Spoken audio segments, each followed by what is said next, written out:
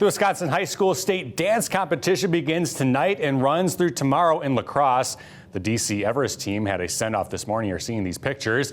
Their dance team won the Northern Regional Championship in Pom and finished 4th in jazz. We send our best of luck to them. Meanwhile, tonight is opening night for the Central Wisconsin Children's Theater showing of Lady Pirates of Captain Bree. Director Suzanne Stoltz has decades of experience in theater, and this is her first time directing in about 2 decades. Now, she says she was inspired by her daughter, who's also involved in the show. You know, it was just a slow little trickle where we started doing plays 2 years ago, and she did all 4 of them that first year. And then I ended up on the board of the theater, and suddenly I was directing. So here we are. Quite the journey.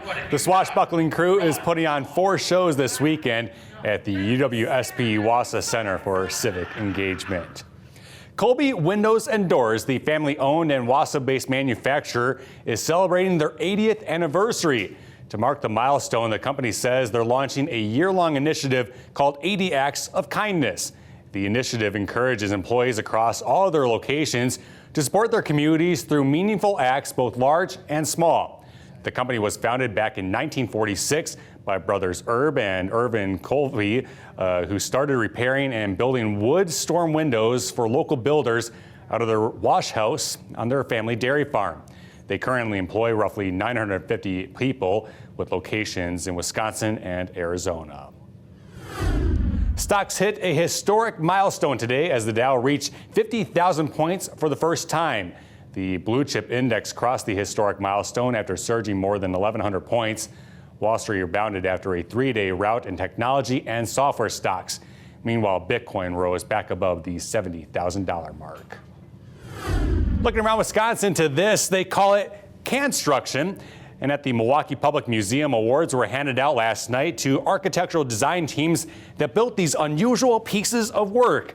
11 teams created these structures with the idea to use non-perishable food cans. The food, by the way, will be eventually donated.